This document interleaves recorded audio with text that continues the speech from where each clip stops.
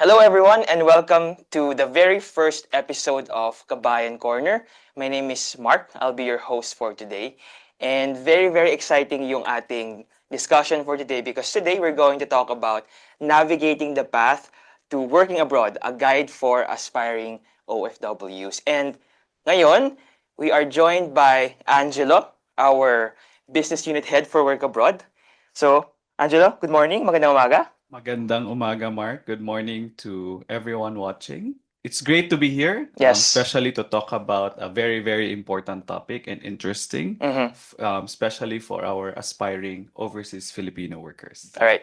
So, bago tayo magsimula, Angelo, no, let's just give our kababayans para a brief overview about Work Abroad. So, si Work Abroad ay isang online platform and our goal is to connect Filipinos to safe jobs abroad. So, that's really what we want.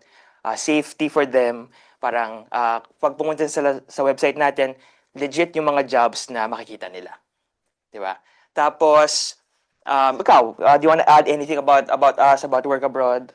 I think important things about work abroad na share mo na, Mark. Mhm. Definitely, ang goal lang naman talaga natin is makatulong. Yes.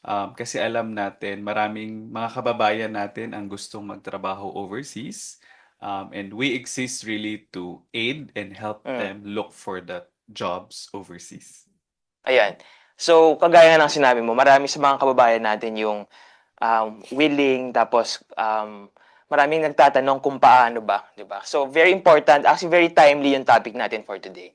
So, Angelo, can you tell us a bit about the benefits and opportunities of working abroad? Actually, if you think about working abroad or overseas, sobrang dami niyang benefits. Pero top of mind kasi talaga when you talk to different people, Mm. kung bakit nila gusto magtrabaho overseas, it's really because for financial stability.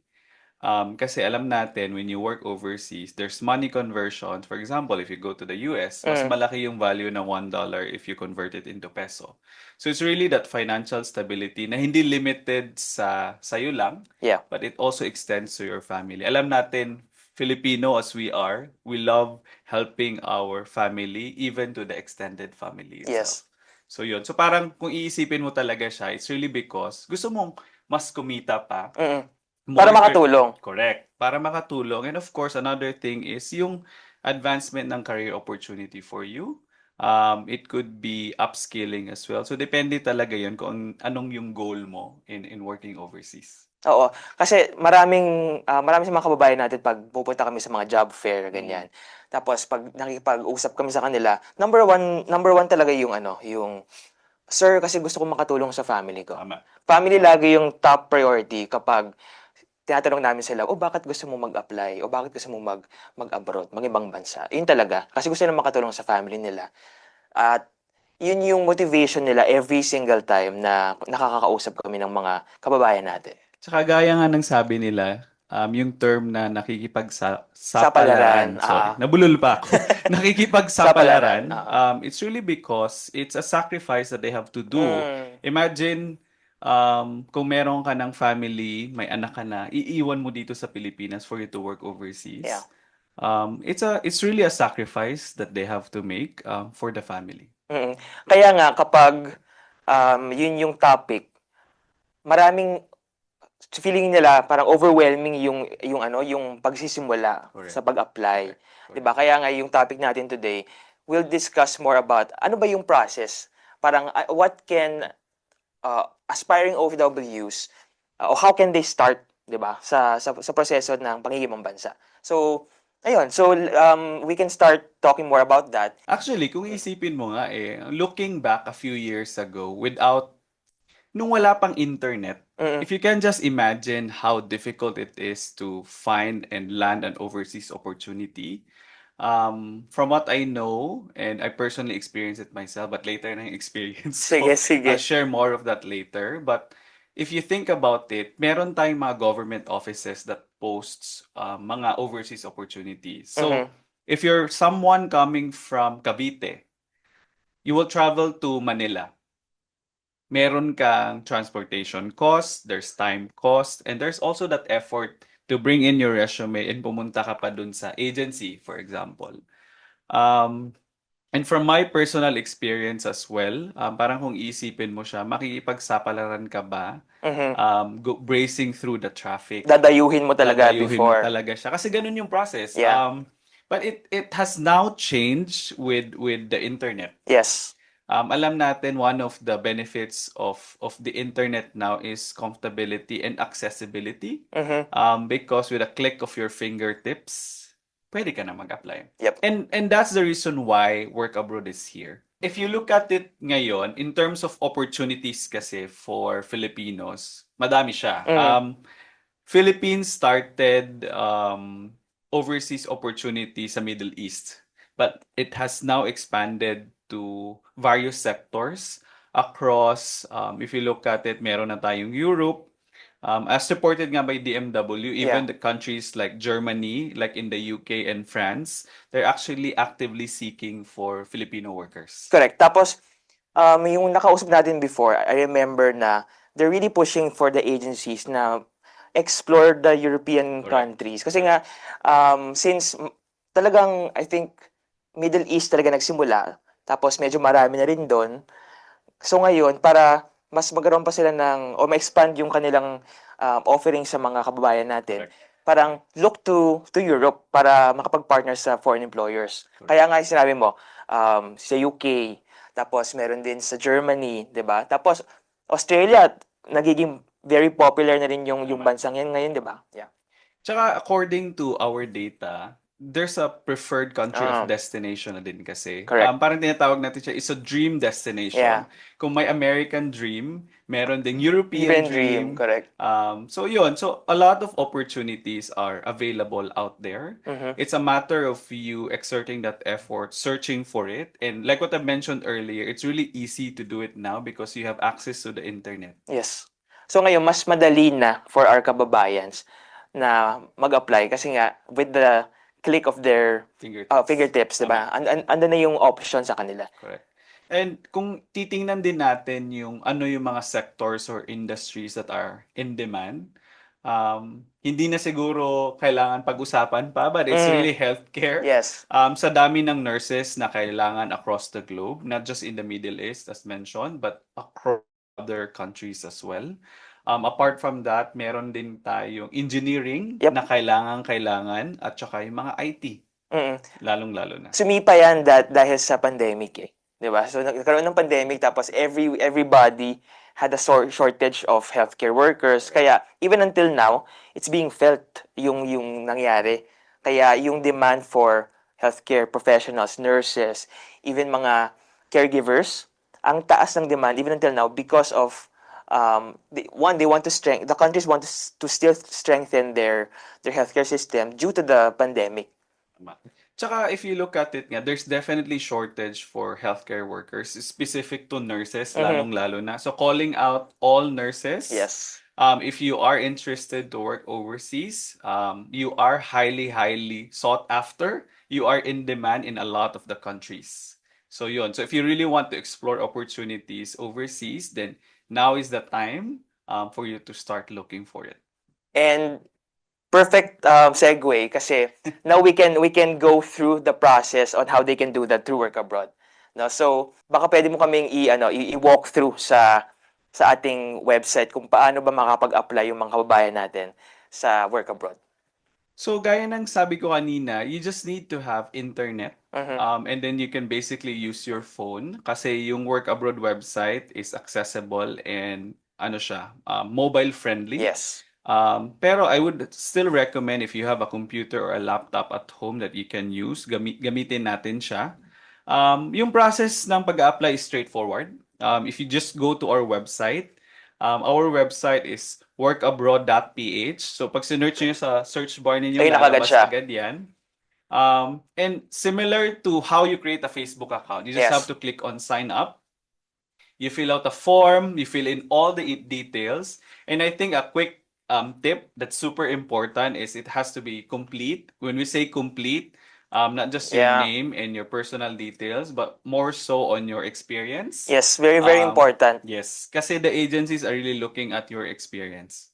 Ayun. So again, we want to reiterate na kung marami kang experience, ilagay nyo lang siya. Correct. Ilagay nyo lang siya kasi hindi natin alam kung ano yung hinahanap ng mga agencies natin. Kasi they can actually search your parang specific skills sa website, no? So, kung ilagay mo lang yung present or yung most recent na experience mo, parang medyo limiting siya. So, we really suggest na add your entire work experience kapag nag-fill out kayo ng personal information nyo sa kay Work Abroad. So once you've actually created an account, Mhm. you validate it via your email. So kapag okay na yan, you can actually start applying already. Searching for a job opportunity is also easy. Para lang Yes. din siyang, if you're familiar with how to do it in Google, Mhm. it should be the same. So isi-search mo lang, for example, if you're looking for a nursing position, so type nurse and search. Mhm. And then if you wanna specify which country you wanna go Oo. to, pwede rin. So Correct. meron tayong mga filters that are actually available na pwede nilang gamitin. So they can search ayun nga, keywords, tapos Yes. pwede rin by position, tapos or by country. Yes. For example, may napupusuan silang bansa. Let's say for example, Japan o kaya Australia, Canada. They can search by country tapos lahat na ng mga available na positions na andon sa bansang yon, makikita nila. Pag nag-search sila, tapos may nakita na silang specific job na gusto, they can just click apply. Tapos that will get sent sa agency, di ba?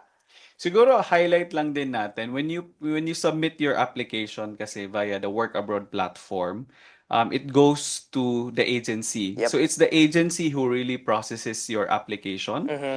Kaya ni-reiterate natin kanina na kailangan complete yung profile ninyo. Oo, kasi Kasi once the agency receives your profile, of course, i-review nila yung work experience if it's relevant to the position that they're looking for. correct. So kaya it's really important na kompleto siya. Hindi lang yung most recent, but also even the previous work experiences. Mhm. Kasi like what you mentioned kanina, pwede din kasing yung most recent is ito yung ginagawa mo, pero yung previous experience mo, mas relevant siya for the position that you're applying for. Kasi yung skills, pwedeng skills kasi, Tama. 'di ba? So, yung agency yung kokontak sa kanila kapag na-review na at nakita na fit dun sa job responsibility or job role. So, very important na one, alam nila yung ina-applyan din nila. Saka yun, completeness of the profile because competition is very tough, Yes. 'di ba? Yes. So, kailangan nilang kumpletuhin yun para at least meron silang edge sa ibang mga nag-a-apply. So para lang din siyang when you are applying for a local opportunity, di ba? Parang gusto mong ibida talaga yung Yeah, sarili mo. So if you totoo. wanna bida yourself, Bida make your yourself. profile Yes. attractive Yep. and complete. Oo. So, very straightforward naman yung process natin. And in terms of creating a standout resume, meron ba tayong tips kung paano ba, ayun, paano nga sila magsa-stand out dun sa dami-daming nag-a-apply sa iisang position lang? Tama. So, apart from completing your profile, yun nga, na-mention natin kanina, kailangan nandun yung mga all experiences, Mhm. from all of the work experiences talaga, even from the beginning, Yep. because malay mo, yun yung mas relevant for the position that you're applying for. It's also important to put in the skills, like what you mentioned, yung qualifications. Apart from that, certifications and trainings, yung Mhm. mga NC2 natin dyan, NC3, Correct. that you get from TESDA. These are the trainings and certifications na pwede mong i-include. Pwede rin if nag-undergo ka ng, for example, a marketing certification, Yes, pwede rin pwede yun. mo siyang idagdag. So, andyan lahat siya sa dashboard nila after they sign up and they log in sa kanilang account. Everything is there. So, again, we reiterate na complete everything, no? So, from your experience, personal info, skills, training, certifications, all of it, ilagay po natin, mga kababayan, dun sa ating platform o sa inyong profile. Tsaka I think more importantly is you have to maintain your resume to be clear and professional. Mhm. Yes. If you are having problems with grammars, for example, alam natin medyo hindi tayo familiar, hindi lahat masyadong familiar with how to use the correct grammar. There are tools that you can use. Yes. Search for it. We Yes, don't yes. want to mention it here, Aha. but search for it. It should be available for you that can help you create a good resume. So, all of these are great advice sa ating mga kababayan. Now, let's talk about yung mga trends sa overseas industry or overseas recruitment industries. Okay, sa labor market trends. Can you share with us yung mga nakikita mong trends ngayon, Angelo? So according to the recent reports kasi from various sources, Mhm. including yung sa International Labor Organization, even dun sa World Economic Forum, there are several key trends that we can look at. Number one is ano yung mga in-demand opportunities. Mhm. In-demand opportunities right now, as what we know, healthcare, Yeah, definitely.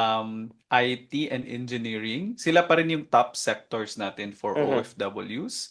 And it's because there's demand, lalo na for example sa Middle East, madaming construction na ginagawa. So Mm. of course, they will definitely need a lot of engineers. Yes. In other countries as well, hospitals are being built. Yep. Um, yung nangyari yung pandemic, grabe talaga yung demand ng mga healthcare Nag-shoot up workers. talaga. Correct, correct.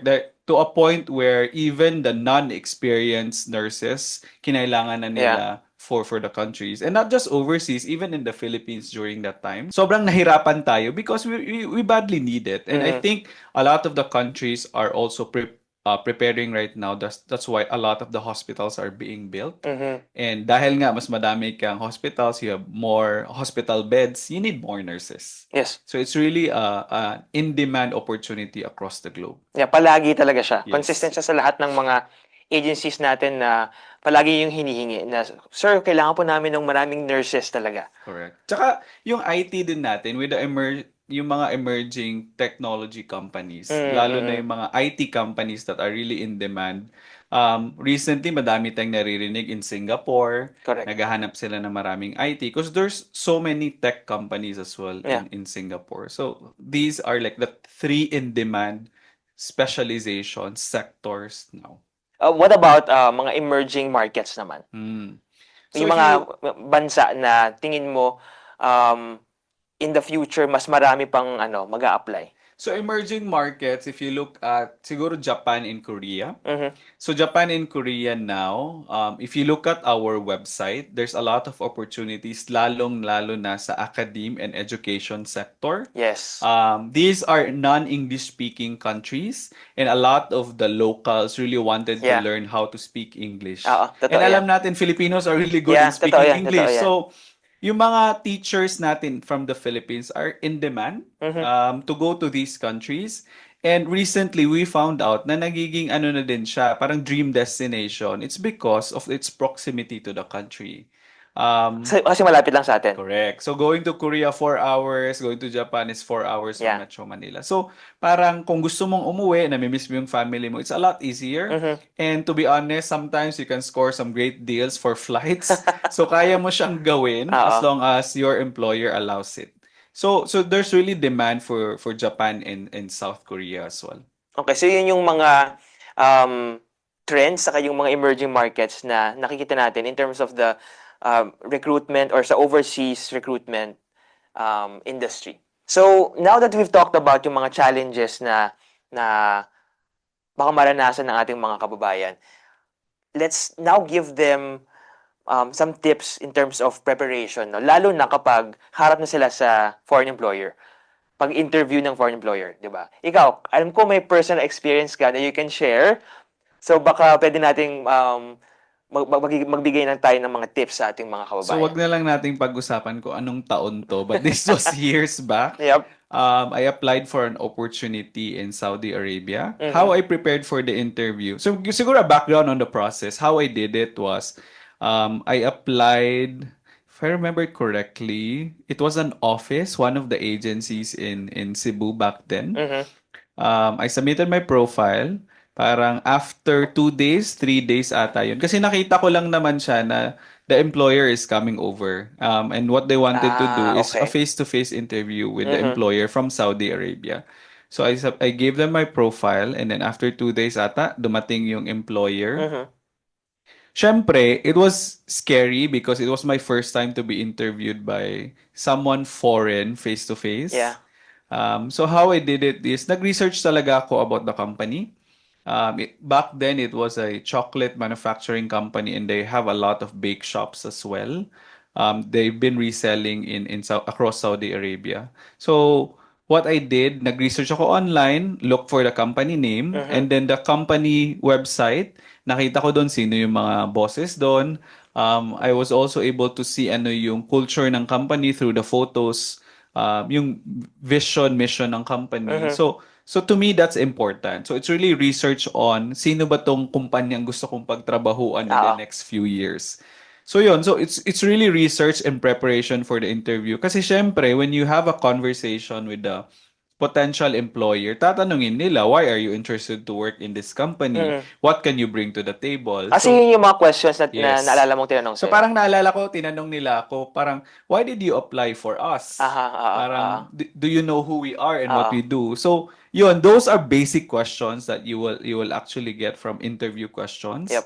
Not just for overseas, but even local eh. Totoo. Parang, you're selling yourself. You do your research about the company and then you have to sound like alam mo yung gagawin mo na talaga Mhm. kasi you did your research. You Oo. did your assignment. Ayun, so kailangan malaman nila kung ano yung background of who the company are. Tapos, importante rin na alam nila yung job responsibility. Correct. Correct. So if you look at sa Work Abroad website natin, nakalabas talaga doon ano yung job description, ano yung Yes. responsibilities, ano yung qualifications. Kasi yun talaga yung ini-expect ng employer from you. So Mhm. during the discussion, for sure, tatanungin nila yung experience mo for a certain task, for example. Yep. So ganun siya. There could be an application itself as well ng Mhm. mga kailangan gawin. Saka, important rin na iba-iba yung interview process per industry. Tama. Tama. Di ba? Kasi for example, I would think na kapag more on the trades yung ina-applyan mo, merong particular na process na kailangan mong, oh, eto, gawin mo to, di ba? As opposed to, for example, an interview for a nurse. So para siyang, it's not just theory, but there's also actual. Mm. So for example, if you're applying for a bartender, paano ba nila mapuprove na kaya mo Hindi, talagang tama. mag-bartend, di ba? Or Mm. if you're applying to be a mechanic, maybe, Oo. there could be like some small stuff that they ask you to do as part of the interview process. So it really varies. In our recent engagement with TESDA, if you can Yes. remember, di ba? Meron tayong mga 3D animation, Correct. graphic artists, may mga Mechatronics, oo. mechatronics, and Z3. So yun, so it can really vary. But I think the more common there is really do your assignment, research about the Research. company, research about the culture, para alam mo talaga kung sino tong kumpanyang gusto mong pagtrabahuan. Great advice, Angelo. And I think for our first episode, and very rich yung ating conversation, no? So, Angelo, thank you so much. Maraming salamat sa pagpapaunlak sa ating first episode ng Kabayan Corner. No? And sa ating mga kababayan, kung meron po kayong mga topics na gusto naming i-discuss, just comment. Sabihin nyo lang po para at least makapag-discuss tayo ng mga gusto nyo pong mga topics sa susunod na podcast episode ng Kabayan Corner. Any last or parting words, Angelo? So it's definitely a pleasure. Thank you for inviting me and to have this conversation is important because Work Abroad really exists to aid and help aspiring overseas Filipino workers. Yep. And again, our mission really is to connect Filipinos to safe jobs abroad. So calling all Filipinos out there Yes. who wants to work overseas, just visit our website. It's workabroad.ph. Yep. Create a profile so that you can start applying for opportunities. Alright, kabayan, maraming salamat. See you in the next episode. Bye-bye.